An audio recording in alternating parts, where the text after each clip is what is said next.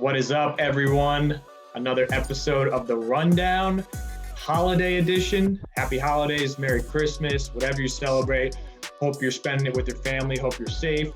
But we got a football season, and we have a playoff run to cover this weekend. Washington playing the Carolina Panthers with a chance, if the Giants also lose, to win the division for the first time since 2015. I'm Kyle Stackpole, WashingtonFootball.com. Here with me, as always, is Zach Selby, staff writer.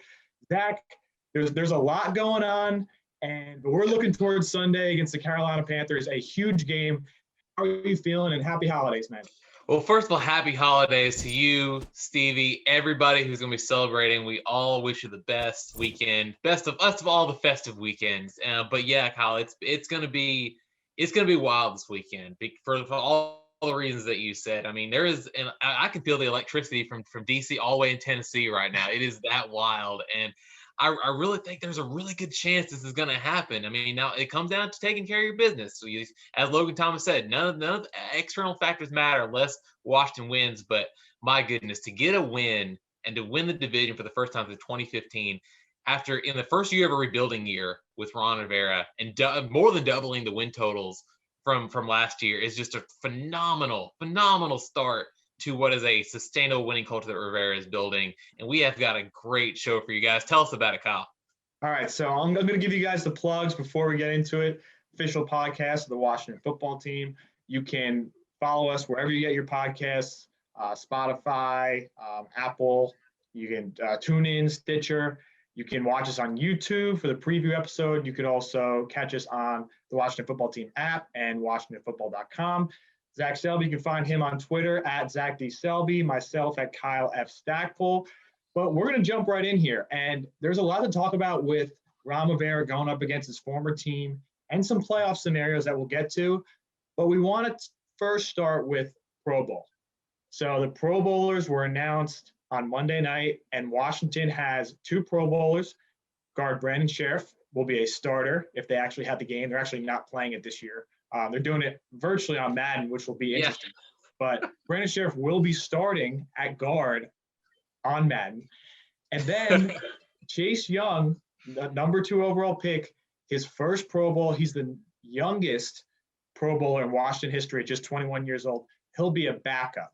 So, I mean, both very deserving. And there are also some other players who may have also been deserving that didn't get in. So what was your take on who ended up making the Pro Bowl and who didn't? Well, I think before we start all that, just remember, guys, rate, review, and subscribe for the podcast. Got to come in and give Kyle the assist on the plugs. And we deliver the best content all the time, every time. That's right. So anyway, for the Pro Bowls, I think both players are tremendously deserving of this. Brandon Sheriff has been a Pro Bowl guard for almost his entire career. He's been that guy that Antonio Gibson, J.D. McKissick, whoever is back there, they can rely on him to open the holes up. And that's one of the reasons why Antonio Gibson has been playing so well. If you look at it, once he's up the middle, those holes he gets on the left side or the right side are just, I could run through them, honestly. And Chase Young, we know the impact plays that Chase Young makes. He's a stud. He's a dude, to use his own phrase. But I think there were some definite snubs. Most notably, I think, has to be with Chef Terry. I think the Chef Terry, I understand why the 34 yards he got combined against the Steelers and the 49ers is going to hurt his voting. But at the same time, I mean, you look at what this guy accomplished before that. I mean, 6 straight games of at least 60 yards receiving. And he doesn't have the touchdowns, but still at the same time, he's moving the chains. He's giving impact plays for this offense. And I mean, on the touchdowns that he had, I mean, he's running away from people. I mean, we talk about Trayvon Diggs and him being burnt toast. I think he's still scraping off all the burnt stuff off himself. But I think Terry should have made it. I think he's deserving of it. And I think here's the thing about Pro Bowl voting is that you have to have a good year that first year, and then the next year, once you get your name established, then that you start getting some more recognition. So I think that this year is a good jumping off point for Terry. So possibly next year is his year to make his first Pro Bowl. Yeah, I agree with you there. I think it was tough for Terry because of the 2 games that he had where he only had 4 catches. And then during that time, Justin Jefferson, who made it over him, the rookie from Minnesota, he had a really couple of good games. And I think those two, and Justin Jefferson was a first-round rookie, so he has that going for him. So it's tough. I mean, I don't want to say he's necessarily a snub. I think if there were alternates, which there's not this year, he would have been an alternate, and there's a chance he could have made the Pro Bowl because one of the receivers went out for whatever reason. But I definitely think he's on the cusp of being a Pro Bowler. The biggest snub, in my opinion, and it's similar to not having that name recognition, was Montez Sweat. Yes. This is one of the best defensive lines in football, and he has clearly been the most productive in terms of sacks, quarterback hits. I mean, he's batting down passes left and right. He's making game-changing plays, whether it's interception for a touchdown. He's forcing interceptions by tipping the ball. So I think it was tough. I mean, I honestly think he probably should have made it over Chase. Really? I know that might be a hot take, but I think he has put up better numbers. And I think it was tough for if the NFC was going to give both of their spots to Washington football defensive linemen. But I think it's same thing that you said. He was able to establish himself this year. And I think next year is really where he's going to make a name for himself. The other thing I wanted to mention really quick would be Logan Thomas. And he came on really late, and I didn't even think about him as a Pro Bowler, honestly, until we saw that Evan Ingram from the Giants made it. And looking at those stats, Logan Thomas had better stats. And I get it. He came on late. Evan Ingram's a bigger name. There's also Robert Tonyan from the Packers who scored 10 touchdowns this year. So I don't know how. Still, I mean, the touchdowns that Evan Ingram got, he only has one. Logan Thomas has many more than that. Exactly. And he drops a bunch of balls. So I think either Robert Tonyan or Logan Thomas could have made the Pro Bowl. But yeah, there was only two. You would have hoped for a couple more, but I think, like we said, they're on the cusp, and you can see next year or two where instead of getting two, you're getting 4 or 5 or 6. So I think Washington's got to be happy with what they were able to do, and yeah, it's great for those two to make the Pro Bowl. Let's move on here to talk about this week's game, because it is a huge game, really because of the playoffs, but almost like the headline that's not getting forgotten about, but doesn't mean as much as Ron Rivera going against his former team. Spent 8+ years in Carolina, and he said it. He said if this game was the season opener, it would be highly emotional. But with this being week 16, with him leading his new team to a playoff berth potentially, that's what he's focused on. So I guess just what did you think of his comments in regard to getting revenge, I guess, versus focusing on making the playoffs? Well, I think back to whenever the schedule first was announced, and Coach Rivera is a very hyper-aware coach, and when he was brought up that they're playing Carolina, he's like, "Oh, we play Carolina this week," like kind of did like a tongue-in-cheek moment. But I honestly think that Coach, in somewhere inside of him, it matters. I mean, of course, he's a coach. He coached there for almost 10 years. And to see your former team on the other sideline is going to mean something to him. But at the end of the day, I think he's looking, as he always does, from a macro perspective as opposed to a micro perspective, and looks more towards what it means for the team as opposed to himself. And I think he's really more concerned about making the playoffs, because that's really what matters at the end of the day. And it kind of goes back to, I just kind of thought about this, to what's interesting versus what's important for this season that he keeps on talking about. And it is interesting that he's playing his team for potentially a playoff spot with some help from the New York Giants should they lose. But it's important that he doesn't get the emotions of that caught up into himself and just goes up there, does his job like the rest of the players, coaches the game, and gets out of there with a win, and let everything else decide what happens after that. So I think it kind of falls in line with what Coach Rivera is as the person, but I think he's holding a little bit. I mean, if they win against the Panthers, he's going to smile eventually, because the players are going to want to play for him on this game. I totally agree with you. I think he's genuine in that he's focused on the team and getting Washington to the playoffs. But, I mean, it's not only him. It's a lot of the coaching staff that was in Carolina too. Yeah. And now they're all in Washington. And the fact that they can make the playoffs by beating their former team, that would be icing on the cake. But it would be like a huge amount of icing, like a amount of icing that no one would want to eat. But like, that's how great it would be. You're a big icing guy? I'm very pro icing. This is a pro icing pod. maybe as much icing as Zach can handle, that's what it would be if they can make the playoffs by beating his former team.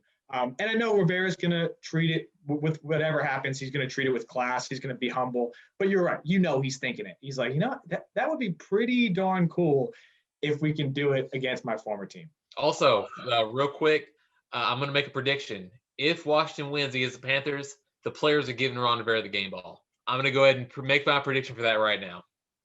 Do you think they're going with the Gatorade shower?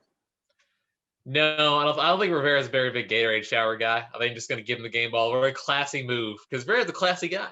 Does it matter if he's a Gatorade guy or not? I feel like the players are just going to pour it on. All right, I'm going with that's true. For the record, if they clinch the division, I'm going orange Gatorade. Okay. Just going orange Gatorade. I'm going to go with red Gatorade. Right. There's no burgundy Gatorade out there. All right, we'll add it to who we got as like a bonus thing. I'm going to go with just yellow just because. Just yellow? Okay. All right. Hell yeah, let's do it. But before that can even happen, other things need to happen. There are scenarios in which Washington can make the playoffs. Yep. I wrote about this on Monday, I believe. You can check it out, WashingtonFootball.com. So let me just read through the scenarios real quick. So all the scenarios Washington can make the playoffs, it starts by winning out. Rivera said on Monday that if he's betting on anyone, it's himself and it's his team. Mm-hmm. And the easiest way to control your own destiny is to beat the Panthers, is to beat the Eagles, and you're in the playoffs. That's it. The quickest way to make the playoffs would be, like we talked about, Washington beats Carolina and the Giants lose to the Ravens. And I believe, Zach, you tweeted this yesterday, they're 11-point underdogs right now. Yeah, well, as you're talking, I'm gonna update it to see if that line is still standing. Okay. So that would be the quickest. And because they changed the kickoff time from 1 to 4 for the Washington game, Washington is going to know, most likely, what the result is of that Giants game before they even kick off with Carolina. So they'll know, hey, we're playing for the division title now. Win and we're in here. So if Washington was to lose to the Panthers, which obviously you don't want it to happen, but we'll talk about later. The Panthers are a gritty team. They've competed with some good teams. So if Washington loses, the Giants lose, and the Eagles beat the Cowboys, that sets up a Week 17 win and you're in Philadelphia. So there's a lot of scenarios. I'm sorry to say, if Washington loses both games, they cannot win the division at 6-10. Yeah. Which no team should, because that is a ridiculous record to win a division. Mm-hmm. But the Giants, I believe, can actually win the division still at 6-10 because they have the tiebreaker. So yes.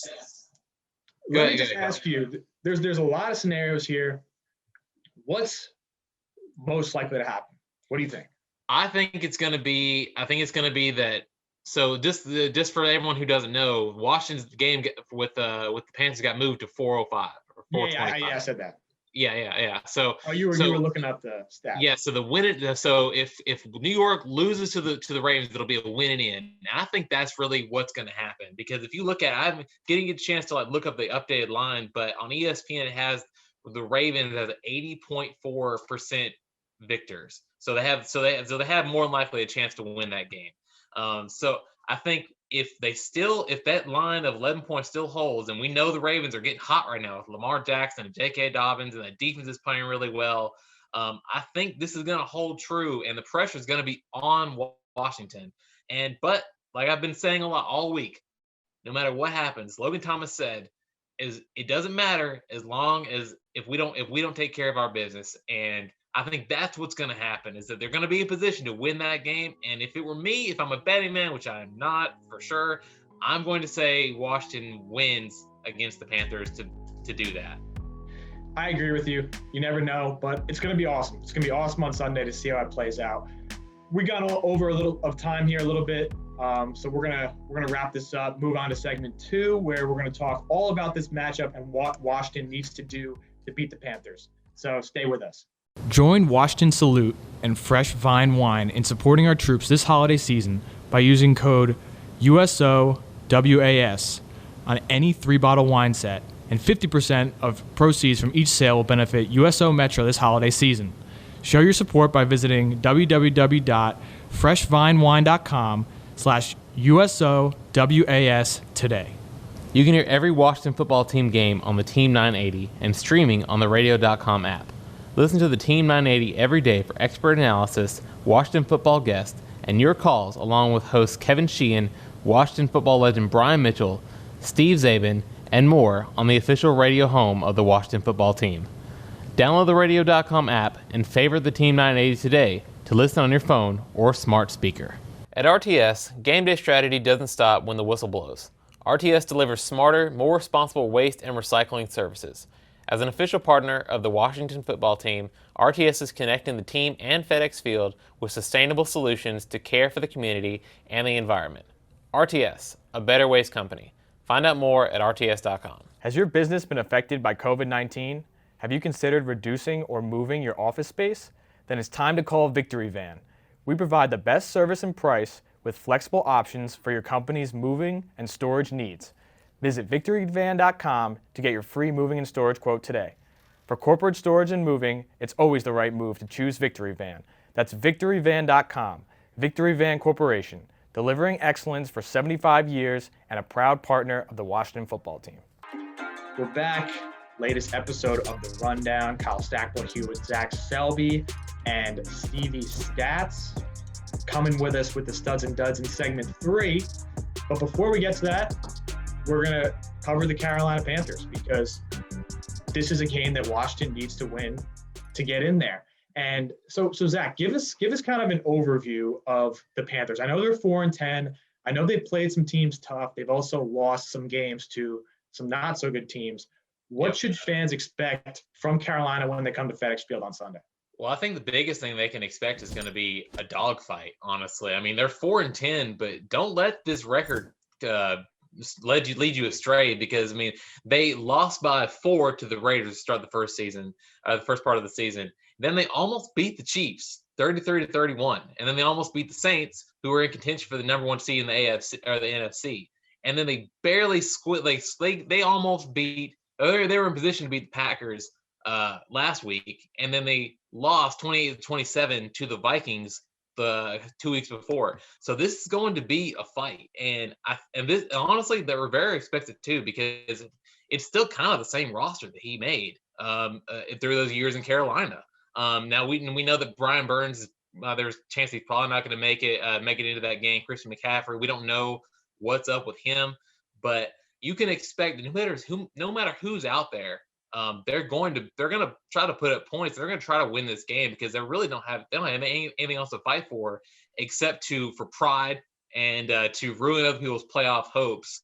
And I mean, even though they don't have Christian McCaffrey, they've still been able to put up points. I mean, I don't remember off the top of my head how many games Christian McCaffrey's played, but it hasn't been that much, and they've still been able to be competitive in these games. So either way, it's not going to be a cakewalk. It's not going to be like the Cowboys were both times. It's going to be more like what you saw with the Steelers, where it's going to be a 4-quarter battle to the very end. Yeah, I agree with you. And we were talking about this before the podcast. Stevie brought up the point that while Rivera and the coaching staff want to be their former team, Carolina wants to, not only beat Rivera, but also like spoil Washington's playoff hopes. They're at 4-10, but they're thinking 6-8 team. They should not be in playoff contention. Like, let's knock them out here. Let's make a statement. And so I think they're going to be really motivated. And like you said, Coach Rivera also thinks that. And with them, they have nothing to lose. So he said everything's on the table. Special teams fakes, offensive trick plays. It doesn't matter because they're going to try to do whatever they can to try to beat this Washington team. And I mean, there's a chance. They are better than their record shows, in my opinion. Yep. And like you said, they could be without some key pieces. Brian Burns would be a big loss because he leads the team with 7.5 sacks, and I don't think anyone else has more than 4. So that would help Washington out a lot. But I guess so. I was looking at Carolina stats to try to figure out, like, okay, where can they be exploited? And as my dad goes across the screen, where can they be exploited? And where does Washington need to be strong in? But Carolina is between 15 and 20 in every category. Very average in every. Yeah, they're just average. They're an average team. So I guess what does Washington have to do? Because this comes down to Washington executing a game plan to win this game. What needs to happen for Washington to get this done? Well, it really comes down to that, honestly, is going to just be executing the game plan. Because if you look at what they did against the Seahawks, I mean, they were in position to win that game. Some would argue that they should have won that game against the Seahawks. But you look at some of the opportunities they had, and I mean, I think they went the first 3 drives punting. And I mean, Rivera even talked about it after the game. There were opportunities that could have altered the course of that game, and they just didn't capitalize for whatever reason. And Terry McLaurin said, like, we can't just play catch-up ball for the entire game. We have to be in these positions quicker and get off to fast starts. And they actually wrote a story about this. You can check out on WashingtonFootball.com about this. Is and it's a problem that all the players have mentioned, is that they need to execute better, they need to capitalize better, and they need to do all that sooner. And it really comes down to just not making the big mistakes and just going out there and executing the game plan, like you said. Because if they do that, I mean, they had imperfect execution against the Seahawks, and they almost beat them. And I think we can go without saying that the Seahawks are better than the Panthers, and they competed with them. Yeah. So breaking news: the Panthers are not as good as the Seahawks. But if they can even, I mean, you could argue even if they do that, they're going to have a better game and an outcome than they did against the Seahawks. But you have to play to perfection, because, like I said, they're going to take advantage of these opportunities, mistakes that you make, because they want to ruin these playoff hopes. And if they can just execute, just take care of their business, they should be okay, especially on defense. I agree. I think the biggest thing is going to be limiting those big plays, because Carolina has some offensive playmakers, especially if Christian McCaffrey can play. I mean, and Mike Davis is no slouch either. I think he ranks 3rd in the league among running backs in like receptions and receiving yards. So he's a dual threat running back. But Carolina has DJ Moore and they have Curtis Samuel, and they can beat you down the field. And Robbie Anderson. That's a damn good trio. Yeah. I mean, and like not all of them have been healthy, and a couple of them have been on COVID list, but they're all back. And DJ Moore had a big game against the Packers, and it only takes 1 or 2 big plays, as Washington has seen, because it's happened all year, to completely change the complexion of a game. So I think defensively, that's going to be the biggest key. Offensively, it's just going to be about sustaining drives. And we'll talk about that a little later in the Who We Got segment, about converting on 3rd down with whoever's out there. So I think Washington, they'll be motivated for this game because it's the playoffs. And as long as they can execute, I think they have a really good shot of winning. We also have to remember that Teddy Bridgewater is a quality quarterback. Yeah, he is. I mean, he has over 3,300 yards and 14 touchdowns, 8 interceptions, and he completes about 278 yards per game. So I mean, he's kind of been the quarterback that the Carolina needs right now, since they moved on from Cam Newton. I mean, they wanted to go in a different direction, and kudos to him, first of all. I mean, he was in a similar situation that Alex Smith was in a couple of years ago, and he's been able to find his home seemingly with the Panthers, and he's done really well leading that offense, especially with Matt Rule back there, who we know is an offensive. I don't know if he's a guru, but he's very offensively proficient.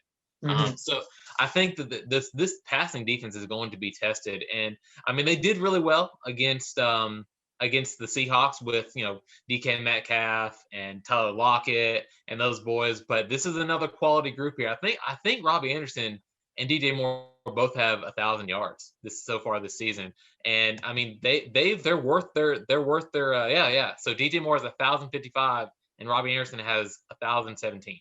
Wow. So yeah, so no matter who they go to, it's going to be a test, and I think they have the ability to do it. But it's not going to be like, I don't know, it's the 49ers who just don't pass the ball. It's going to be, they're going to air it out when they need to. I agree. Like you said, I think it's going to be a dogfight. It's going to come down to, can they make plays when they need to? And if they can, they're going to have a good shot to make the playoffs. So it's going to be a fun game, and we're looking forward to covering it and giving you guys all the content from the game. But for now, we're going to take a quick break, move on to segment 3, where we got studs and duds and who we got. So stick right here. Finch Services Incorporated, recognized in its industry as a world-class organization, is the exclusive supplier of John Deere golf and sports turf maintenance equipment for the Mid-Atlantic region. In business since 1945, Finch helps golf course and sports turf managers maintain some of the most exclusive playing surfaces in the region. Experience the Finch advantage for yourself. Contact one of our golf and sports turf sales specialists to see how we can help you maintain your field of dreams.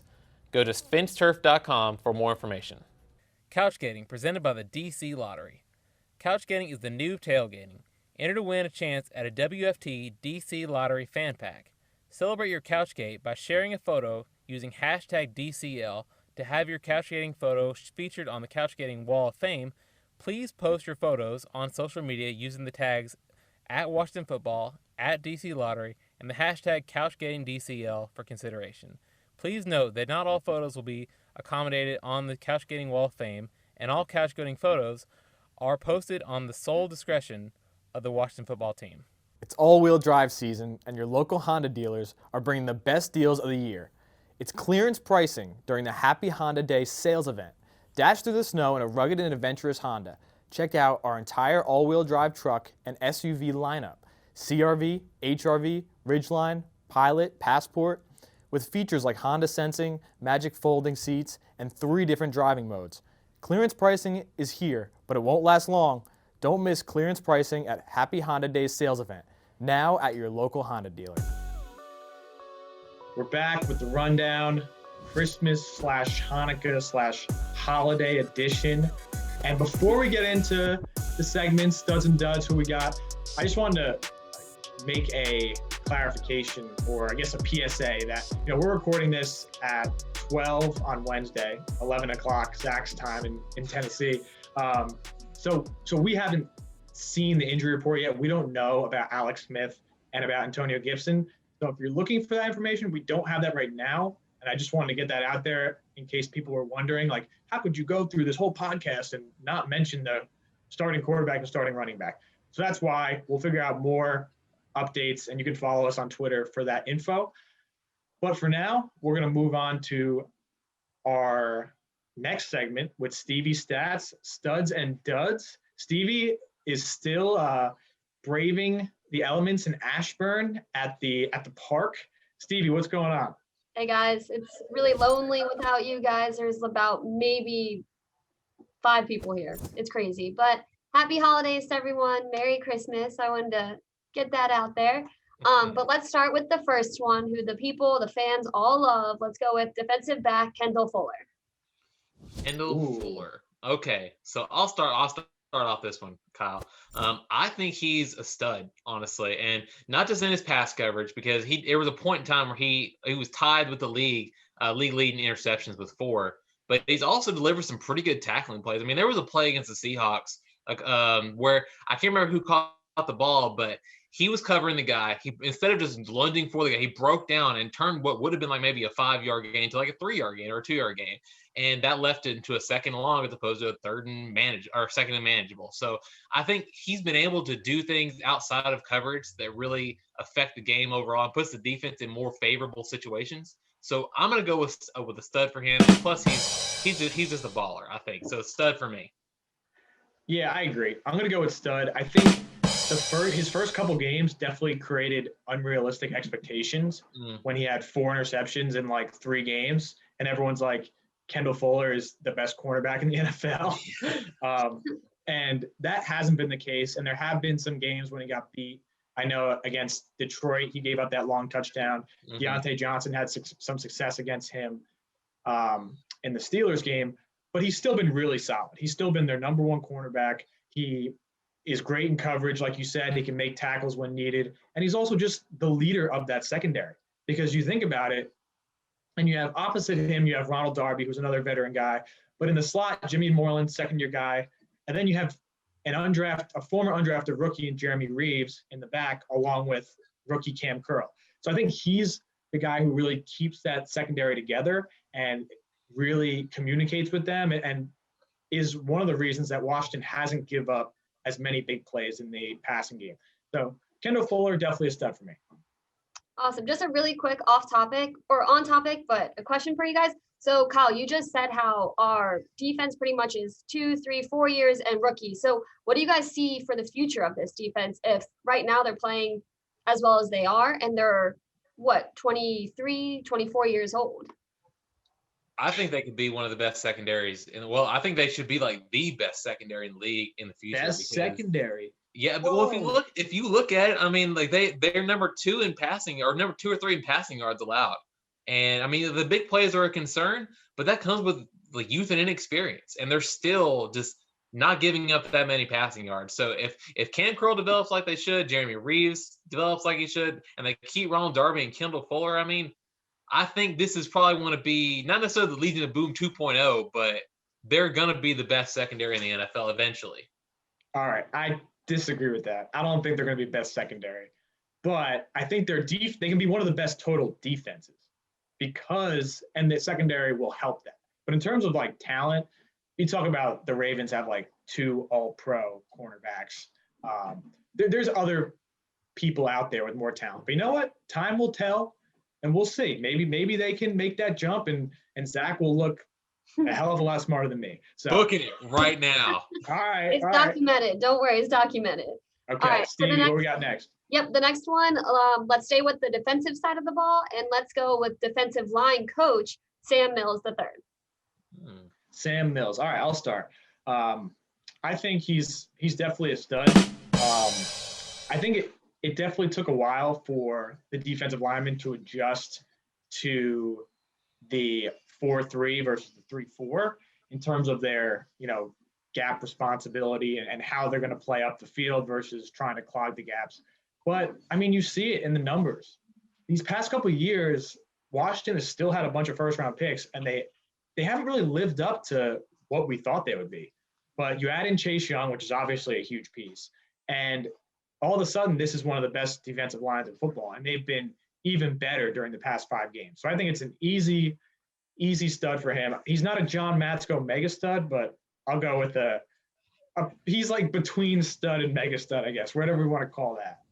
He is up. I think he's in the middle between. You gotta go with super stud. That's the second level. I think he's in between. He's like an ascending stud to a super stud because if you listen to like whenever he's talking to the media on our Fridays, whenever the assistant coaches are available, he just knows, man. He just knows those techniques. You can just tell. Like he's not gonna delve too much into game plan stuff, but you can know he's one of the most knowledgeable assistant coaches that they have. And it's really impressive to see what he's done with this defensive line. I mean, now going back to it historically, the Washington has been one of the better sacking defensive lines for the past few years. I think I looked it up a few months ago. I think they were top 10 for 2 or 3 seasons. And wow. But he's been able to. They haven't been this high, and they've been able to. He's been elevating them a little bit, and it's taken some time for them to really get adjusted to the schemes and the techniques that he's really getting them to do. But once they've been quote unquote broken of those habits that they did from the other coaching staff, then this has really been they've been able to use their talent to implement this into even more effect. So I think he's a stud ascending to a super stud. I just want to make a quick point. I know I said they maybe haven't lived up to the potential. I think the defensive line has been good. The defense hasn't lived up to the potential as a whole. I don't want to disrespect Jim Tomsula because that's our guy. Yeah, Jim Tomsula is also a good coach. So, yeah, Jim Tomsula, I think one of the best. So just wanted to clarify there in case Jim Tom was listening and didn't want him to give me a mouthful. All right. The last one, long snapper, Nick Sundberg. Oh, my God. I'm just kidding. I'm just kidding. No, I was joking. I'm joking. Unless you guys want to do that one. It's up to you, Stevie. You're the master of the studs and duds. I was just joking. Nick Sundberg is awesome. Tressway, great. All special teams, Dustin Hopkins. But no, let's go with Ryan Kerrigan. Ryan Kerrigan. Okay, I think this is also a stud because I even wrote a story about this I think it was about a month and a half ago, about how he's had limited starts or limited snaps in the time that he's had to accept a different role that he's been used to since he got drafted, essentially. And he's still been able to produce. I mean, he's second on the team in sacks. And even with a limited amount of snaps, he's still a productive guy. And then the biggest thing for him is that he is the leader of that defensive line in a lot of ways. He provides that veteran leadership. I mean, he's teaching Chase Young some things, how to have as long of a career as he's had so far. And you can't have a better mentor than Ryan Kerrigan because he just seems like a all-around. If there's like an all-American, all-around dude, you got to go with Ryan Kerrigan. He just looks the part and acts the part. So I got to go with stud for him. Just on the field and off the field, he's a great guy. Yeah, I'm going to go with dud. What? I'm just kidding. I hope you guys saw Zach's reaction because that was priceless. No, I'm going to go with stud. I mean, so basically, if your expectations going into this year was that he was going to have, 10 plus sacks like he had the previous 4 years before last year, then yes, I believe he would be a dud. But we knew coming into this year that his role was going to be limited based on what they had in front of him. And he's done everything they've asked of him and more. I think they've given him more than even they might have expected, being the guy who ranks second in sacks. And like you said, Zach, I mean, he's the leader. He is a perfect person to have to build Rivera's culture. He's a perfect person to guide these younger pass rushers and defensive linemen of how to be a pro and how to maximize your potential. So he's definitely a stud for me. Awesome. Don't ever disrespect Ryan Kerrigan like that. Zach got really upset for a second. I know. I'm glad. I'm glad I was able to see that reaction. All right. So Stevie, thank you so much. Really appreciate it. Stevie, actually, hop back on here. We're going to include you in the Who We Got. Oh, all right. Yeah. So I'm going to actually, this is impromptu. I'm going to let you go against Zach this week. What do you mean? All right, fine. Is it only because you haven't been doing well? Yes. I'm subbing you in. You're getting a couple celeb shots, and we're going to see what you can do. So, all right, Stevie, let's roll. Be the moderator, Kyle. Here we go. Starting off, number one. So who do we think is going to lead the game? So have the most rushing yards on Sunday. And the reason I say that is because we don't know about Christian McCaffrey's status. We don't know about Antonio Gibson's status. So there's about 4 or 5 running backs. If you throw in Peyton Barber, 2-yard God, who do you think? Who do you think is going to have the most rushing yards? Stevie, I'll let you go first. Okay, well, this isn't entirely fair because I don't know stats like you know the stats. So I'm just going to wing it based off of what I watch every Sunday. So I'm going to go with Washington having more rushing yards than the Panthers. For what player? For what player? I thought we were just doing overall team. No, we're doing players. All right, I think JD McKissick. Okay. Yeah. I think that's what I would have said. Why do you think that? I don't know. I just think he's been lining up as a receiver. So I think this week he's going to be rushing more. Okay. Yeah, Zach? I can see that. Assuming Antonio Gibson doesn't play, which we don't know that to be the case yet.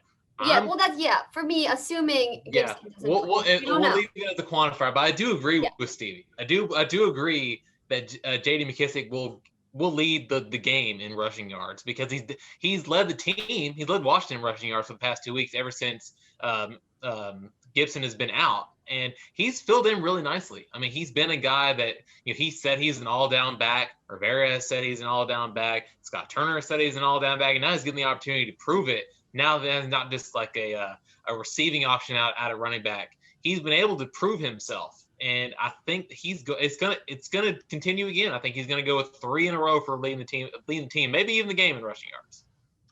Yeah, that's a good answer. I mean, JD is one of the best receiving backs in the NFL. That is proven with his stats. But the past 2 games, he's shown he is much more than just a pass catcher. Second one up here, we're going to go to third downs. So, Zach, you got the stats to me on third down offense? I do, actually. So Carolina is converting about 40% of the time on third downs. Washington is converting 38%. So they're pretty close. So who do we have between who's going to get the best third down conversion rate? Zach, you go first for this one. Oh, okay. So like I said, they're really close, but I think that Washington is going to get more third downs, assuming that Alex plays and whoever is out there at quarterback. I think it's going to be Alex, but don't quote me on that. I think that if they do, this offense has been doing really well since Alex was the starting quarterback on third downs. They're doing really well there in that regard. And that's been able to keep drives alive. That's why they've been able to get the ball downfield in the second half and score. So I'm going to go with Washington. I don't know how many third downs they're going to be put into. Hopefully not, because as Scott Turner Rivera would say, you'd like to be a 1 to 2 down offense as opposed to a 1 to 3 down offense.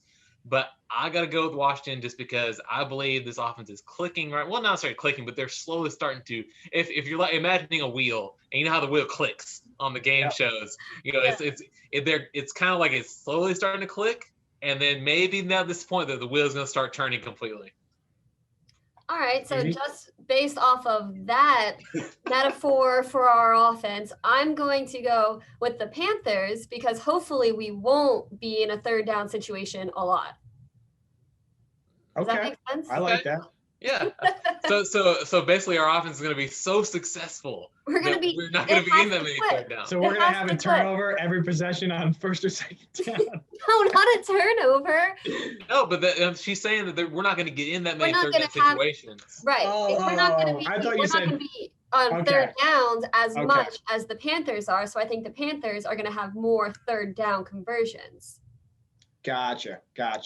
Okay. Yeah, I like that. I thought you meant like they were going to have less attempts. So Washington was just going to be so dominant that they were not even going to get to third down. I like that. I like that answer. And also I'm just going against Zach. I like that too. We like doing that on this podcast. Hasn't worked out really well for you, Kyle, though. What? Hasn't worked out really well for you, though. You're right. Maybe Stevie. That's why I handed it over to Stevie. Number 3, we're going to go with more impact plays from Chase Young and Jeremy Chin, I believe his name is. Yep, Jeremy Chin. So Chase Young, they've been 2 of the best defensive rookies in the NFL. Chase Young obviously has the defensive touchdown. Jeremy Chin actually scored 2 touchdowns in 1 game. So he's been really solid.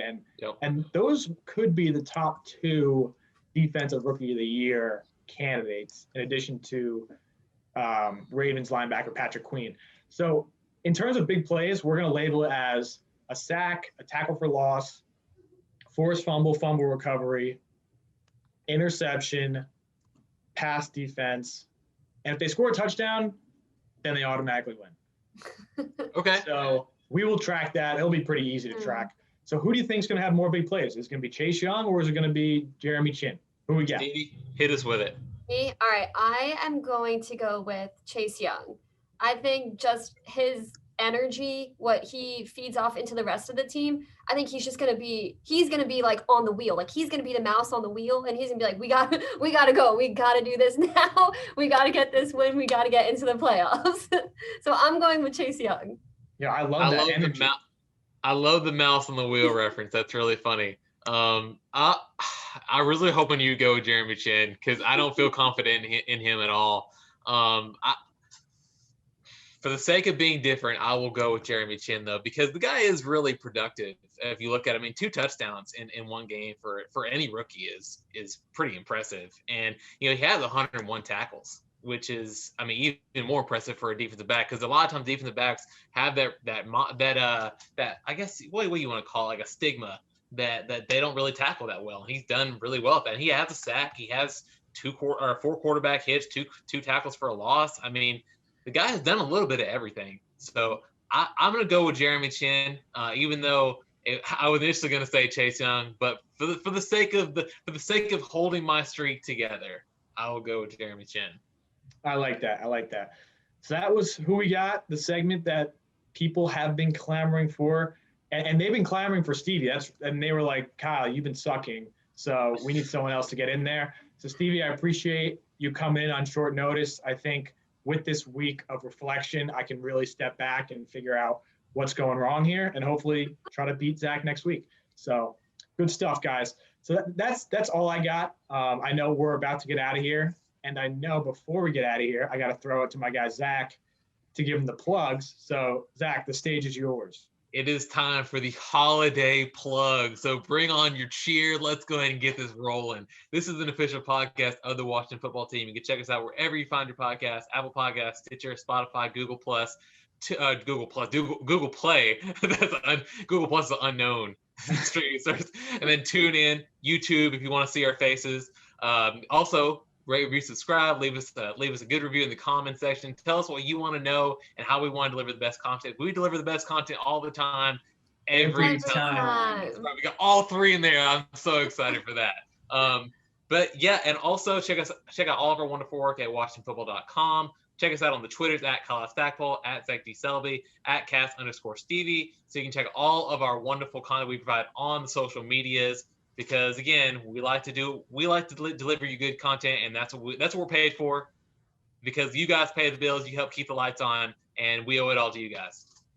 For sure. So if we don't, we're not going to talk to you, but Merry Christmas, Happy Holidays. Can't wait to watch the game on Sunday. Really just take a moment to think about the opportunity Washington has. They haven't made the playoffs since 2015, and yes, they have a 6-8 record, but you know what? They can only beat their division to make the playoffs. So just sit back and enjoy that. And we will talk to you on Sunday. We are going to real quick. One thing real quick from all of y'all. What is the one gift you've gotten, holidays or not, that you've gotten, the best gift you've gotten in your life? Oh my God. That's hard.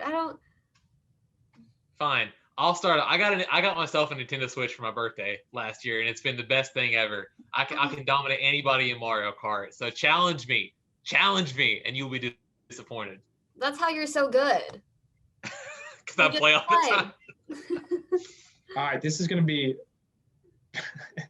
I'm going to go with, this is way off the beaten path, with the Zaharushi mug. So I've been telling all you guys about this. So it's a mug. You can get it on Amazon. It keeps your coffee hot. I'm telling you, if you put your coffee in the morning, you go back to it 4 hours later, it's still hot. I've gotten it for all my family members.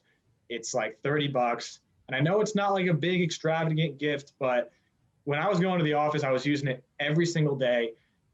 And I think that it could really help. So if you're looking for maybe like a stocking stuffer too, like I know if a lot of people are last minute Christmas shopping, the Zaharushi, I think that's how you pronounce it, on Amazon. Check it out. Not a paid ad. All What'd right. you say? I said hashtag no free ads. So this isn't a holiday gift. It was a birthday gift from my grandma, but this necklace, she got it for me for my 25th birthday, and I just never take it off, and I love it, and it's special because it came from her. So wow, well, that definitely beats both of our gifts.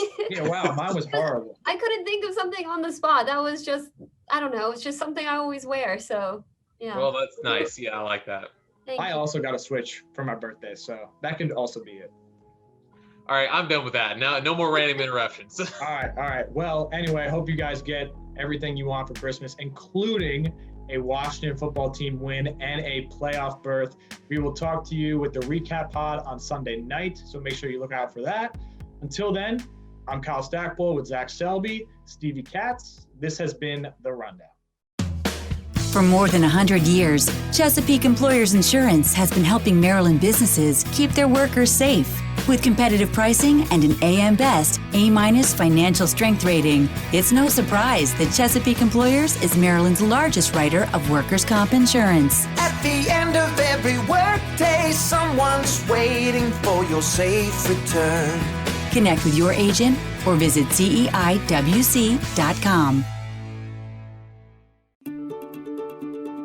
Reliable power from Novec keeps us connected to so many good things. Life-saving equipment and life-affirming moments depend on reliable, safe electricity that keeps us plugged in and powered up. And as a not-for-profit cooperative owned by the people it serves, Novec keeps rates low and service high. Novec, keeping life bright. And now, time for a Happy Honda Days clearance highlight. The season had grown cold, and the roads were covered in ice. Looking to capitalize on clearance pricing, Amy went down to her local Honda dealer and test drove the entire all-wheel drive SUV lineup, CR-V, HR-V, Passport, and more. In the end, Amy got a clearance deal on a new Pilot equipped with 3 different driving modes. Boom, baby, boom. Don't miss clearance pricing at the Happy Honda Days sales event, now at your local Honda dealer. Fred, this was so nice of us to share Maryland Lottery scratch-offs with our neighbors. Happy holidays, Selena. What's this? Scratch-offs? Cool, thanks. Your tuba is a nice touch, Fred. Well, 5 more neighbors to visit. What's wrong? Your lips are frozen to the tuba? This year, multiply the cheer. Give Holiday Multiplier scratch-offs from the Maryland Lottery. Top prize $100,000. Please play safely and responsibly. This football season, prepare your taste buds for the most iconic sports-watching drink of all time, Pepsi. With refreshing deliciousness specially formulated to keep your eye on the ball and mouth-watering fizziness to help you power through game day, Pepsi has everything you need to start strong. I used to care when Mike cheered so hard he spilled nacho cheese on my carpet, but thanks to Pepsi, even Mike can't ruin my football party. So this football season, make Pepsi your go-to game day drink because it's the only drink made for football watching. Pepsi, that's what I like.